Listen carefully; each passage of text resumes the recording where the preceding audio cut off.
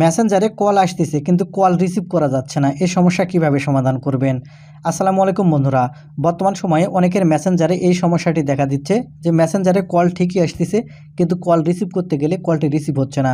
তো এরকম সমস্যা এসে থাকলে কিভাবে সমাধান করতে হয় এই ভিডিওটি থেকে A to Z পর্যন্ত জানতে পারবে। তো মূল ভিডিওতে যাওয়ার আগে ছোট্ট একটা রিকোয়েস্ট করব, ভিডিওটিতে শুধু একটি লাইক দিয়ে ভিডিওটি শেয়ার করে রাখবেন, কারণ আপনার প্রয়োজন হলে আপনিও কাজে লাগাতে পারবেন। তাহলে চলুন সম্পূর্ণ ভিডিওটি মনোযোগ সহকারে দেখতে থাকুন। মেসেঞ্জারে কল আসলে রিসিভ করা যাচ্ছে না, এই সমস্যার সমাধান কিভাবে করবেন।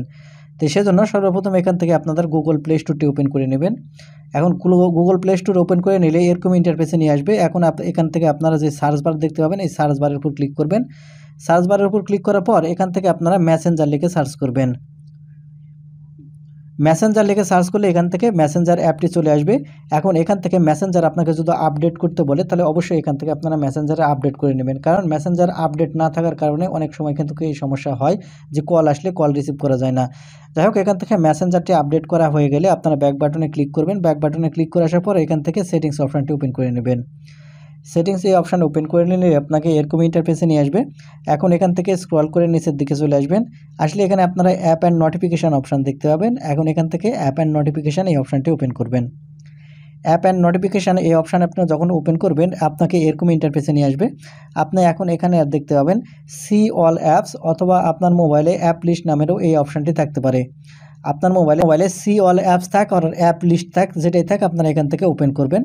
ওপেন করলে এখান থেকে আপনার মোবাইলে যত অ্যাপ আছে সবগুলো কিন্তু এখান থেকে চলে আসবে।